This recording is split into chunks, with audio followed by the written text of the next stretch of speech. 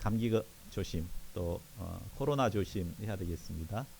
예, 오늘 우리 지체 중에 코로나가 걸려서 못 오신 분들이 있는데 우리가 조심하는 의미에서 되도록 접촉은 자제하겠습니다. 그래서 오늘 오프닝 나눔은 그냥 넘어가도록 하겠습니다.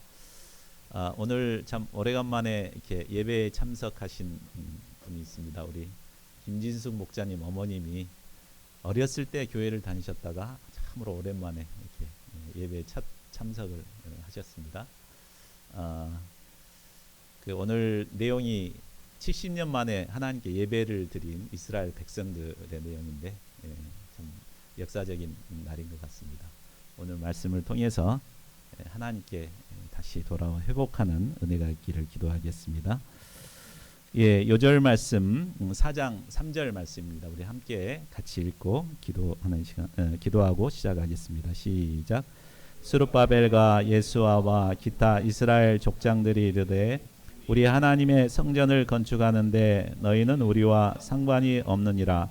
바사왕 고레스가 우리에게 명령하신 대로 우리가 이스라엘의 하나님 여호와를 위하여 홀로 건축하리라 하였더니, 고마우신 하나님, 죄로 죽을 저희 인생들을 사랑하셔서 예수 그리스도를 허락하여 주시고 이제 예수님의 십자가의 공로를 의지하여서 언제 어디서나 하나님께 나와 예배할 수 있게 하신 것을 감사드립니다. 참 하나님의 예배드리기 위해서는 하나님의 성전이 필요한데 저희가 참 어찌하든지 자립 신앙을 덧입고 홀로 성전을 건축한 이 이스라엘 백성들의 믿음을 배우기를 원합니다. 저희들에게 이 믿음을 허락하여 주시고 또 저희들도 성전의 기초를 넣고 또 성전 건축 역사를 이루어갈 수 있도록 도와주시기를 기도합니다. 이 시간 말씀에 풍성한 은혜를 허락하여 주시옵소서. 감사하고 모든 말씀을 주 예수 그리스도 이름으로 기도하였습니다. 아멘. 자, 여러분, 외로움과 고독의 차이가 무엇인지 아십니까? 외로움, 고독, 어떤 차이가 있을까요? 신학자 폴 틸리히는 이것을 이렇게 정의했습니다. 외로움이란 혼자 있는 고통을 표현한 말이고, 고독이란 혼자 있는 즐거움을 표현한 말이다. 자, 외로움이란 내가 원하지 않아도 찾아오는 것이기 때문에 고통스럽고 두렵습니다. 그래서 보통 외로움을 표현할 때 외로움에 시달린다 또는 외로움으로 힘들다라고 표현합니다. 그러나 고독은 내가 원해서 스스로 만들어낸 것이기 때문에 그것을 즐깁니다. 그래서 고독을 표현할 때 기꺼이 고독을 감내한다, 아니면 고독을 즐긴다, 고독을 씹는다, 이렇게 표현합니다. 오늘 우리는 하나님을 위하여 스스로 고독을 선택한 이스라엘 백성들을 배우게 됩니다. 그들은 사람들의 도움을 받아 얼마든지 쉽고 편한 방법으로 성전을 건축할 수 있었습니다. 그러나 그들은 하나님의 영광을 위해 스스로 홀로 성전을 건축하는 고독을 선택했습니다. 오늘 말씀을 통해 스스로 고독을 선택한 이스라엘 백성들의 자세를 배울 수 있기를 기도합니다. 그래야 해서 우리도 하나님의 영광을 드러내기 위해 고독을 결단하고 믿음으로 나아가는 자들이 될 수 있기를 기도합니다. 제1부 참 예배를 회복한 백성들 1절에서 6절입니다. 바벨론에서 돌아온 이스라엘 자손들은 각자의 성읍에서 흩어져 살았습니다.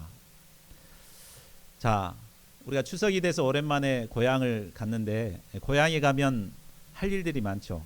친척들도 찾아보고 인사드리고 이제 여러 가지 할 일들이 많습니다. 70년 만에 돌아온 그들도 할 일들이 많았을 것입니다.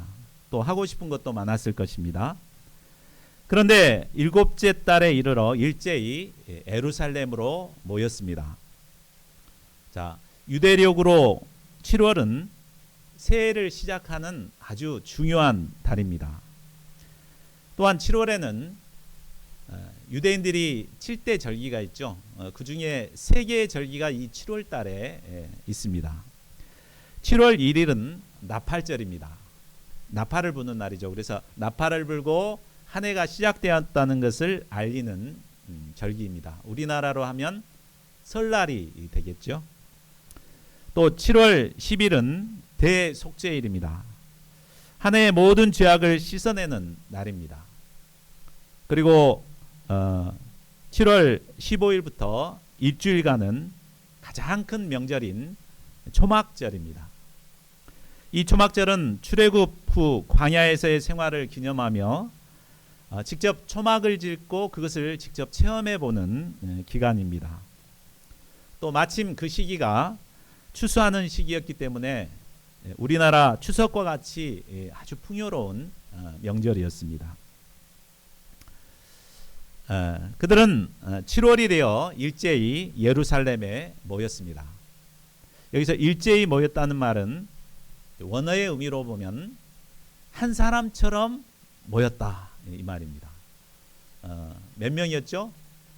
귀향한 사람들이 42,000명 되는 사람들이 일제히 한 몸처럼 예루살렘에 모여든 것입니다. 그러니까 7월 절기가 되고 하나님을 예배해야 될 시기가 되니까 일제히 하나님을 예배하고자 모여든 것입니다. 참 감동적이죠. 뿔뿔이 흩어질 것 같은데 일제히 모였습니다. 우리나라 명절 풍습은 온 가족들이 모여 조상들에게 제사를 지내는 것으로 시작합니다. 그러나 유대인들은 짐승을 잡아서 하나님께 제사 드렸습니다. 구약에서 짐승을 잡아 희생 제사를 드리는 것은 바로 장차 오실 예수님의 십자가 희생을 예표하고 있습니다. 그리고 예수님께서 오셔서 단번에 십자가의 희생 제물이 되셨기 때문에 이제는 더 이상 구약과 같은 제사를 드릴 필요가 없게 되었습니다. 히브리서 7장 27절은 말합니다. 우리 같이 한번 읽어볼까요? 시작. 그는 저 대제사장이 먼저 자기 죄를 위하고 다음에 백성의 죄를 위하여 날마다 제사를 드리는 것과 같이 할 필요가 없으니 이는 그가 단번에 자기를 드려 이루셨습니다. 이제 제사 드릴 필요가 없죠. 왜? 예수님이 오셔서 단번에 모든 일을 이루셨기 때문입니다. 예수님이 오심으로 구약의 제사는 폐해졌습니다. 대신에 이제 우리는 예수님의 십자가의 은혜의 기초에서 하나님을 예배하게 되었습니다. 그러므로 우리가 구약을 공부할 때 이 제사가 이제 많이 나오는데 제사했다 이것을 보면은 막 제사했다고 생각하지 말고 하나님께 예배 드렸구나 이렇게 이해하시면 되겠습니다. 자, 2절을 보십시오. 예수아와 그의 형제 제사장들 그리고 총독 스룹바벨과 그의 형제들이 다 일어나 이스라엘 하나님의 제단을 만들고 모세의 율법에 기록한 대로 번제를 드리고자 합니다. 자, 그런데 이 사람들의 쓰여인 순서가 다른 데와 이렇게 좀 다릅니다. 2장 7절과 또 4장 7절을 보면 누가 앞에 나오죠? 스룹바벨이 앞에 나옵니다. 그러니까 스룹바벨은 총독이고 유대 그 지파 그러니까 다윗 왕의 후손입니다. 근데 그가 이제 그 바벨론 포로에서 귀환하거나 또 성전을 지을 때는 그가 먼저 나오는데 하나님께 제사하고 예배 드릴 때는 바로 제사장 예수아가 앞에 등장합니다. 자, 이것은 무엇을 말해줍니까? 우리가 각자 하는 일에 따라서 그 역할이 다르다는 것입니다. 우리가 찬양을 할 때는 우리 태희 목자가 리더가 돼서 하죠. 내가 이래라 저래라 못합니다. 그러나 예배할 때는 제가 리더가 돼서 이렇게 드리는 거죠. 자, 예수아를 중심으로 하나님께 예배하기 위해 이스라엘 하나님의 제단이 드디어 만들어졌습니다. 그리고 모세의 율법에 기록한 대로 번제를 그 위에 드리고자 했습니다. 그런데 3절을 보십시오. 이때 갑자기 무리가 모든 나라 백성을 두려워하게 됩니다. 자, 왜 갑자기 그들에게 이런 두려움이 생겼을까요? 많은 사람들이 이것을 주변에 살고 있는 대적들을 두려워한 것으로 해석합니다. 그러나 저는 이것이 쉽게 공감이 안 됐습니다. 어떻게 하나님께 예배드리다가 사람들을 두려워할 수 있지? 이 두려움은 어디서 온 거지? 이 생각으로 며칠 동안 막 시간 날 때마다 막 고민을 했습니다. 본문을 막 이렇게 묵상도 하고, 그러는 가운데 하나님께서 주시는 깨달음이 있었습니다. 그 깨달음은 이스라엘 백성들이 갖게 된 이 두려움은 바로 하나님의 말씀을 온전히 지키지 못하는 것에서 온 두려움이라는 것입니다. 자, 출애굽기 40장 6절을 보면 하나님께서는 제사할 제단의 위치를 분명히 정해 주시죠. 회막의 성막문 앞에 제단을 놓도록 그렇게 하셨습니다. 솔로몬이 성전을 지었을 때도 이 말씀에 기초해서 제단은 성전 앞에 뜰에 세워지게 됩니다. 그런데 아직 성전이 건축되지 않은 상태이기 때문에 아무데나 그냥 세워서 예배 제사 드려도 별 문제가 없을 것 같습니다. 이제 그것 때문에 막상 지어놓고 번제를 드리려고 한 거죠. 그러다가 하나님께서 과연 이것을 기뻐하실까라는 생각이 문득 들었습니다. 만일 이곳에서 이스라엘 백성들이 하나님께 번제를 드렸을 때 어떤 문제가 생길 수 있을까요? 먼저는 성전이 아닌 곳에서도 얼마든지 하나님께 제사할 수 있다는 나쁜 선례를 남기게 됩니다. 그렇게 되면 자기 나름대로 제사하는 세상 사람들에게 그것이 잘못되었다고 반박할 수가 없게 됩니다. 또한 무엇보다도 성전을 건축해야 하는 절대적인 이유를 잃어버리게 됩니다. 그들이 성전을 짓고자 하는 이유가 무엇입니까? 그것은 하나님을 예배하기 위함입니다. 그런데 하나님의 말씀 따라 하나님의 방법대로 짓지 않고 이렇게 그냥 아무 데서나 이렇게 하나님을 예배하게 되면 어떻게 되겠습니까? 사람들은 하나님의 말씀도 제대로 지키지 못하는 자들이라고 손가락질을 할 것입니다. 이로 인해 그들은 모든 나라 백성들에게 조롱을 받게 될 것입니다. 이스라엘 백성들이 두려워했던 것이 바로 이것이었습니다. 우리가 하나님 다음으로 두려워해야 할 것은 세상 사람들의 이목과 평판입니다. 세상 사람들은 우리를 안 보는 것 같아도 우리의 일거수일투족을 면밀하게 관찰합니다. 그리고 조금이라도 부정을 저지르거나 잘못된 일을 하게 되면 나팔을 불어 우리를 정죄합니다. 그래서 목사가 뭐 했다네, 장로가 돼가지고 이랬다네 막 하면서 막 떠들어대죠. 이로 인해 오늘날 기독교에 대한 부정적인 이미지가 더욱 심화되어 가고 있습니다. 그러므로 우리 신자들은 세상 사람들의 눈을 두려워해야 합니다. 그리고 늘 자신이 말씀 앞에 바로 서 있는가를 살펴야 합니다.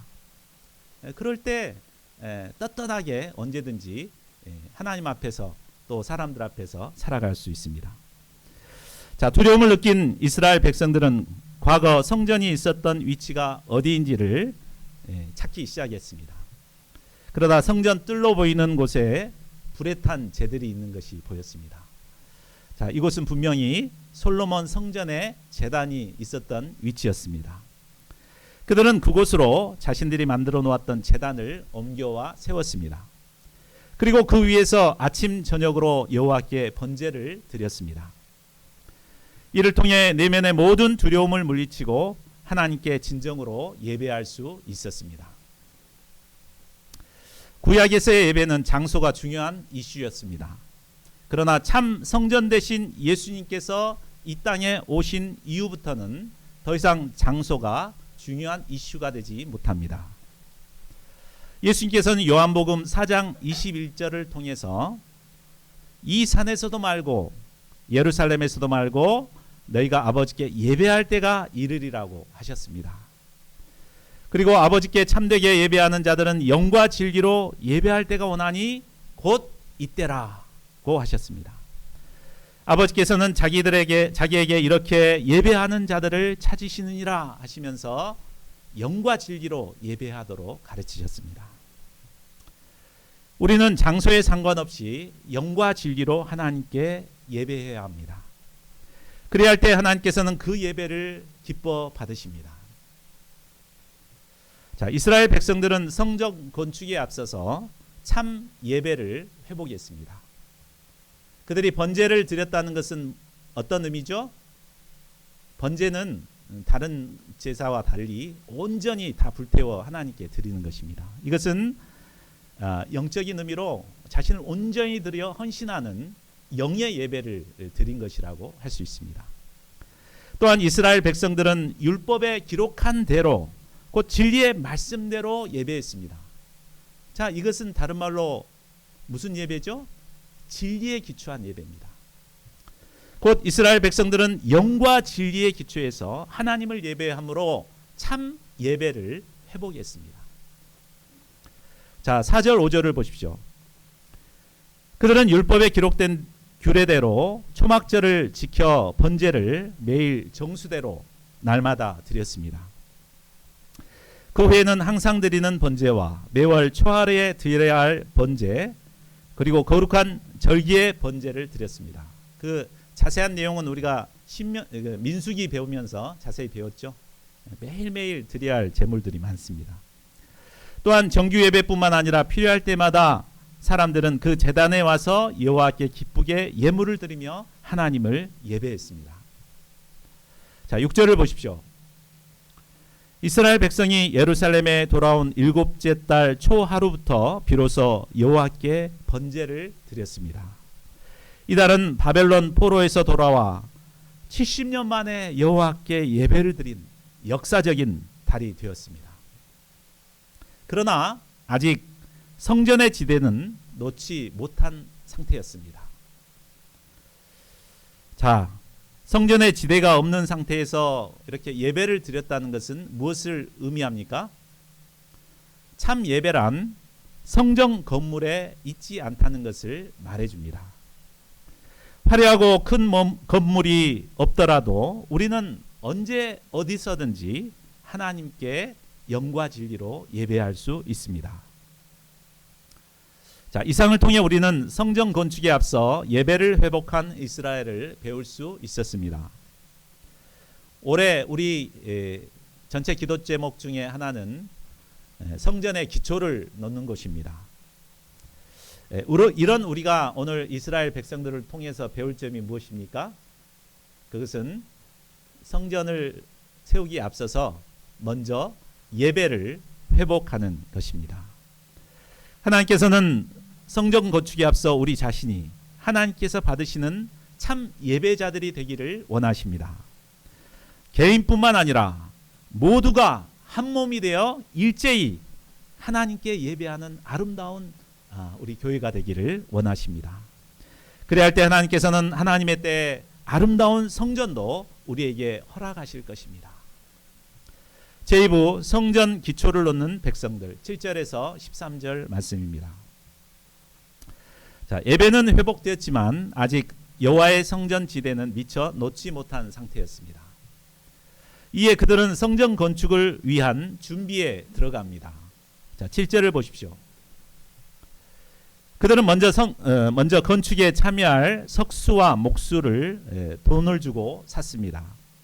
그리고 두로 시돈 사람들에게 먹을 것과 마실 것과 기름을 주고 건축의 주재료인 백향목을 레바논에서 욥바 해변까지 운송하게 했습니다. 역대상 22장 2절에서 4절을 보면 성전 건축을 간절히 바랬던 다윗 왕도 성전 건축의 재료들을 준비합니다. 이때 성전을 짓기 위해 석수를 시켜 돌을 다듬게 하고 또 시돈과 두로 사람을 통해 백향목을 바다로 운송해 왔습니다.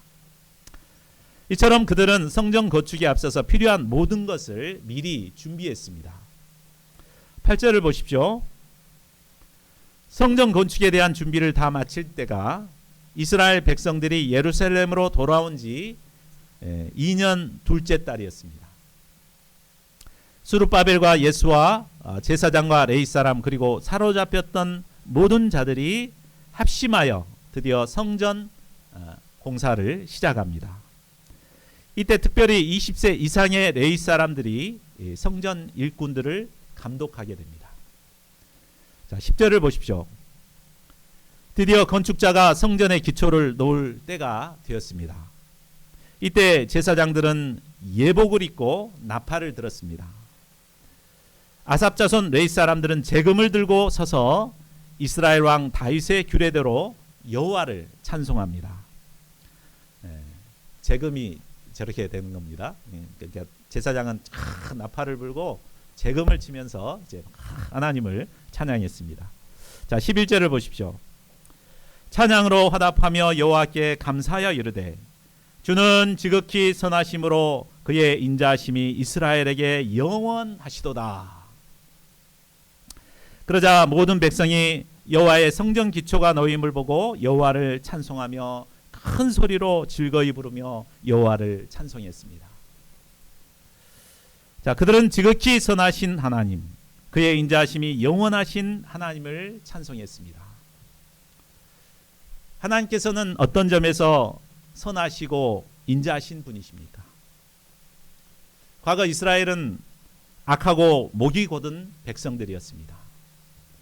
하나님께서는 이런 그들을 애굽 왕 바로에게서 구원하사 젖과 꿀이 흐르는 가나안 땅으로 인도해 내셨습니다. 그러나 그들은 하나님의 은혜를 저버리고 계속해서 우상 숭배의 죄악에 빠져들었습니다. 하나님께서는 수많은 선지자들을 보내서 그들을 돌이키고자 했습니다. 그러나 그들은 책망을 듣고도 돌이키지 않았습니다. 하나님께서는 이런 그들을 심판하여 멸망시켜야 마땅히 했습니다. 그러나 하나님께서는 그들을 바벨론으로 치시고 그들이 회개하고 돌아올 때까지 바벨론에 감금해 놓고 오랫동안 기다리셨습니다. 그리고 때가 되면 약속의 말씀대로 다시 예루살렘에 돌아와 무너진 성전을 다시 세울 수 있게 하셨습니다. 성전이 다시 세워진다는 것은 하나님의 백성으로서 온전한 회복을 의미했습니다.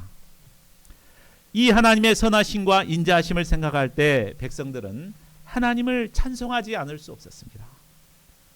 심령 깊은 곳에서부터 선하신 하나님, 인자하신 하나님을 찬송했습니다. 그런데 이 기쁘고 감격스러운 순간에 한쪽 구석에서 눈물을 쏟는 사람들이 있었습니다. 자, 그들이 누굽니까? 12절을 보십시오. 제사장들과 레위 사람들과 나이 많은 족장들은 솔로몬이 지었던 화려한 성전의 모습을 보았던 자들입니다. 자, 솔로몬의 그 화려한 모습에 비해 참 자신들이 다시 세우고자 하는 성전은 너무나 작고 초라한 모습이었습니다. 이것을 보니까 정말 대선 통곡이 나온 것입니다. 그래서 한쪽에서는 하나님을 찬양하며 즐겁게 노래를 부르고 있지만 한쪽에서는 이처럼 대성 통곡을 하고 있었던 것입니다. 멀리서 이 소리를 들은 사람들은 울음과 웃음소리가 한데 뒤섞여 분간을 할 수가 없었습니다. 도대체 울음소리인지 웃음소리인지 알 수가 없었습니다. 자, 여러분의 마음은 어떠합니까? 성전의 기초를 보고 통곡하는 쪽에 있습니까? 아니면 기쁨으로 하나님을 찬양하는 자들이 됩니까? 저는 과거 8, 90년대 부흥을 경험했던 사람입니다. 그래서 다시 이제 개척을 시작할 때 꼭 이제 이런 참 통곡하는 심정으로 개척을 할 때가 많았습니다. 제가 젊은 나이에 개척을 시작했을 때는 참 하나님의 역사를 섬길 맛이 났습니다. 매년 배가 역사를 이루어서 지하에서 시작했던 게 2층까지 또 얻게 되고 또 그것도 부족하니까 성전 건축도 쉽게 이루었습니다. 이게 양들과 이제 너무 1대1 하던 양들이 많기 때문에 그것을 기억을 못했습니다. 그래가지고 저는 한참 일하고 있다가 전화가 막 옵니다. 아니 목자님 지금 양이 와서 1대1 한다고 기다리고 있어요. 막 그랬구나. 그럼 그때서 막 이제 가가지고 좀만 기다려라 해. 그리고 이제 가서 1대1 한 적도 많았습니다. 그런데 요즘은 어떻습니까? 요즘은 캠퍼스에 아무리 가서 막 좀 공부 좀 하자고 막 이렇게 해도 참 월부 책장수보다도 못하게 여깁니다. 또 참 하나님께서는 그렇지만 하나님께서 보내주신 양들을 통해서 서서히 하나님께서 이렇게 성장의 역사를 이루어 가고 계십니다.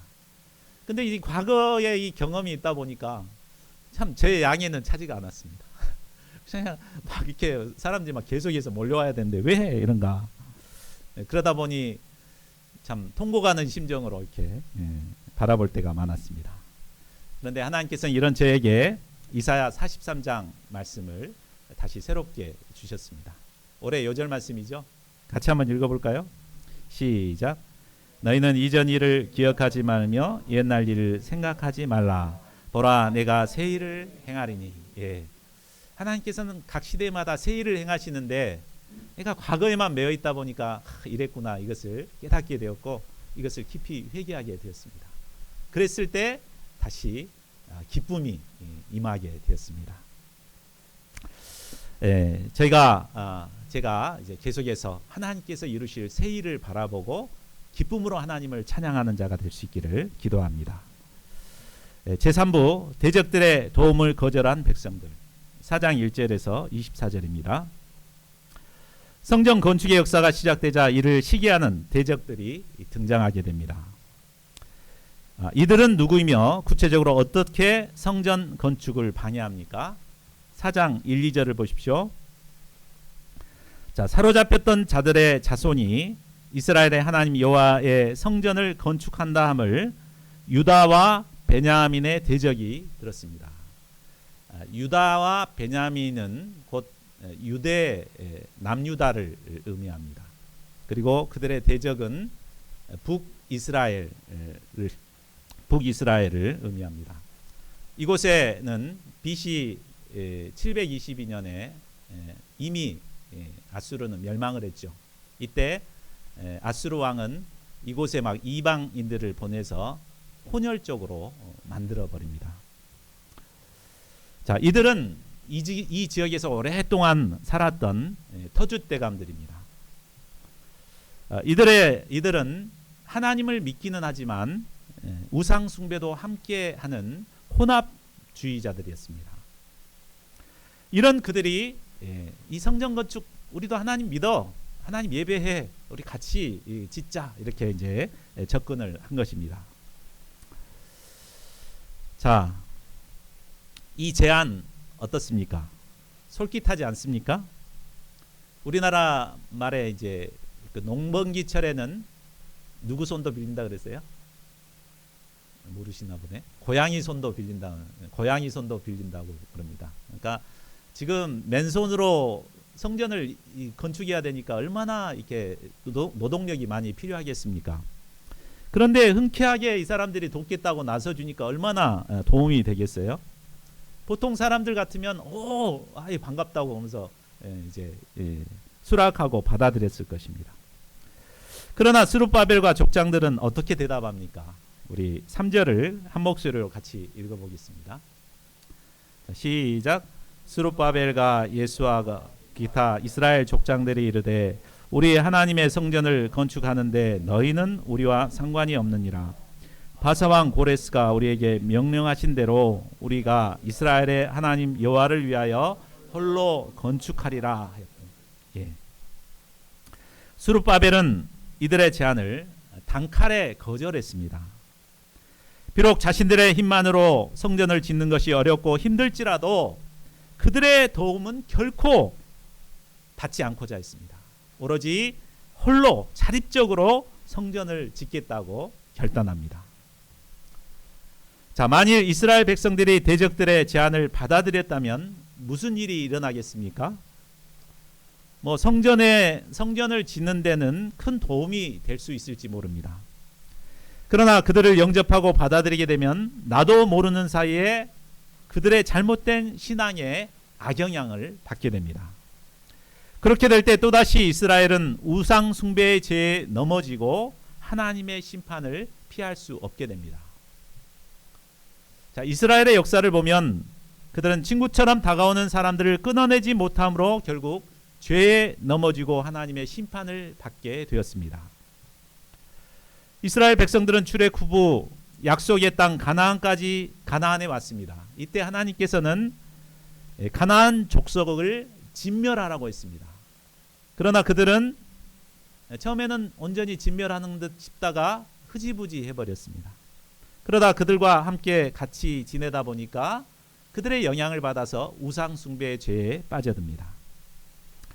솔로몬 왕도 성전을 짓는 이런 참 위대한 왕이었지만 세계 각국에서 찾아오는 나라들을 다 영접하고 심지어 그들과 결혼까지 하였습니다.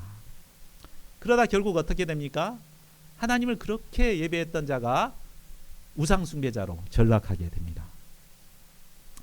결국 이처럼 이스라엘 백성들은 이방인들을 끊어내지 못했기 때문에 점차 혼합 종교에 빠져들어가게 되었고 하나님의 심판을 받게 되었습니다. 그래서 나라가 두 쪽이 나고 결국은 북이스라엘과 남유다가 망하게 되었습니다. 유다 백성들은 70년 동안 바벨론의 포로로 잡혀 있으면서 자신의 잘못이 무엇인가를 깊이 깨닫게 되었습니다. 이제 다시 돌아오게 되면 다시는 그런 죄를 범치 않겠다고 다짐하고 또 다짐했습니다. 그런데 성전 건축이 힘들다고 또다시 이방인들과 손잡게 된다면 그것은 결과는 불을 보듯 뻔했습니다. 그들은 아무리 자신의 힘만으로 성전 건축이 힘들더라도 그들을 받아들일 수가 없었습니다. 여호와 하나님을 위하여 그들의 손을 뿌리치고 홀로 건축하고자 결단했습니다. 우리가 이스라엘의 하나님 여호와를 위하여 홀로 건축하리라. 그러나 이 선택의 결과 어떻게 됩니까? 4절을 보십시오. 스룹바벨에게 거절을 당한 사마리아 사람들은 몹시 자존심이 상했습니다. 그래서 그때부터 유다 백성의 손을 약하게 하기 위하여 건축을 방해합니다. 자, 이것만 보더라도 사마리아 사람들이 건축을 돕겠다고 한 것이 순수치 않았음을 알 수 있습니다. 그들을 끌어들였더라면 그들은 어떤 방법으로 해서든지 방해하고 못 짓게 만들었을 것입니다. 사탄 마귀는 항상 하나님의 나라가 이 땅에 세워지는 것을 방해하기 위해 우리를 호시탐탐 노립니다. 그리고 우리를 유혹합니다. 때로는 친구처럼 다가와 우리를 도와줄 것처럼 속삭입니다.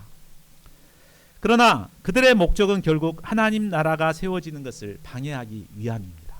우리가 이것을 분별하고 철저하게 끊어내야 되겠습니다.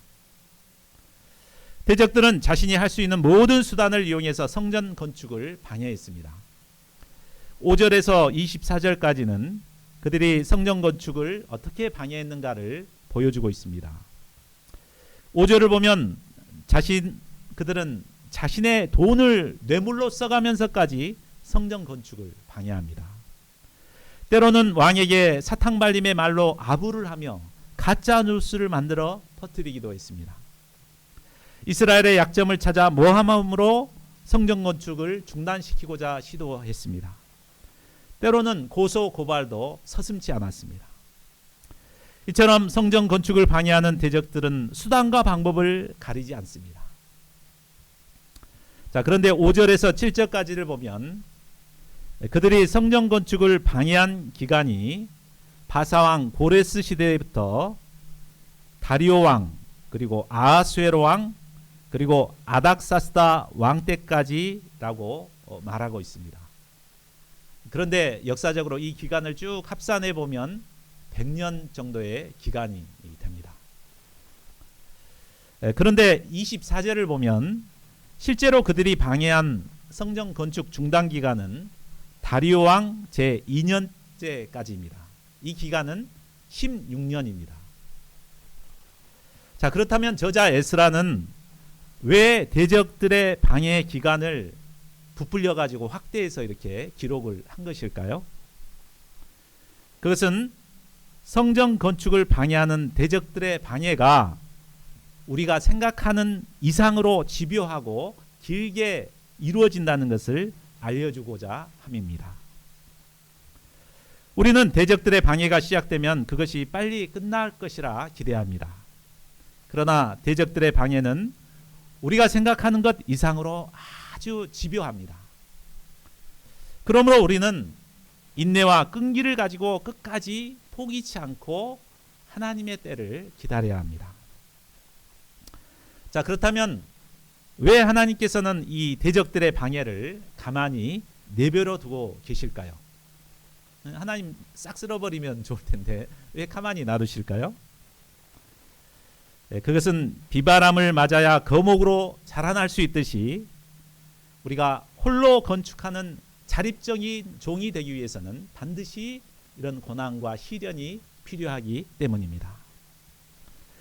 홀로 선다는 것은 생각보다 쉬운 일이 아닙니다. 내가 혼자 해야 되겠다, 자립해야 되겠다 이렇게 다짐만 한다고 해서 되는 것이 아닙니다. 홀로 서기는 많은 시간이 필요하고 인내가 필요하고 훈련이 필요합니다. 하나님께서는 이런 여러 가지 시련들을 통해서 우리를 훈련하사 자립적인 종으로 키워가고자 하심입니다. 하나님께서는 때로 우리를 자립적인 종으로 키우시기 위해서 뭔가 다 이루어질 것 같다가 그냥 허물어지는 이런 실패를 맛보게 하십니다. 오랜 기간 기다리고 기다려도 아무것도 할 수 없는 손발 놓고 기다려야 하는 이런 적막한 때도 겪게 하십니다. 우리가 이 모든 훈련 과정과 역경을 참고 이겨낼 때 우리는 하나님이 쓰실 만한 자립적인 종으로 성장할 수 있습니다. 저희 모두가 하나님께서 주시는 훈련들을 잘 감당함으로 홀로 성전을 건축할 수 있는 이런 자립적인 종들이 될 수 있기를 기도합니다. 자, 말씀을 맺겠습니다. 이 쌍을 통해 우리는 성전 재건에 앞서 이스라엘 백성들이 감당해야 했던 일이 무엇인가를 배울 수 있었습니다.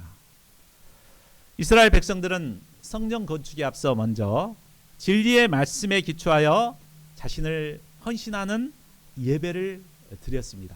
이를 통해서 참 예배를 회복했습니다. 또 성전의 기초를 놓고 난 뒤에는 하나님이 주신 은혜에 감사하며 기쁨으로 하나님을 찬양했습니다. 무엇보다 홀로 성전을 건축하는 자립적인 종이 되고자 결단하고 하나님이 주시는 훈련을 믿음으로 감당했습니다.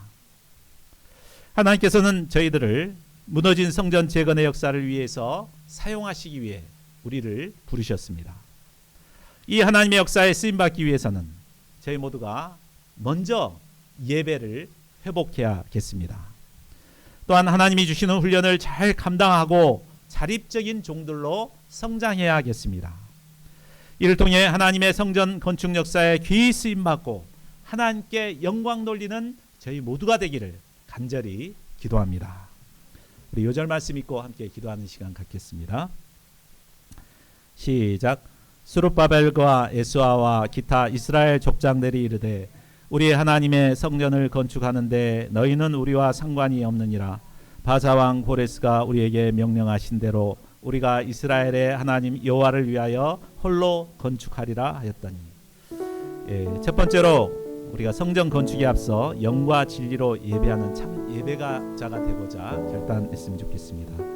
두 번째로 새 일을 행하시는 하나님을 깨닫고 기쁨으로 찬양하는 자가 되기를 기도해야 되겠습니다. 세 번째로 하나님의 훈련을 잘 감당하여 자립적인 종으로 성장하고자 결단하면 좋겠습니다. 이 세 가지 기도 제목을 가지고 소리를 내서 기도하겠습니다.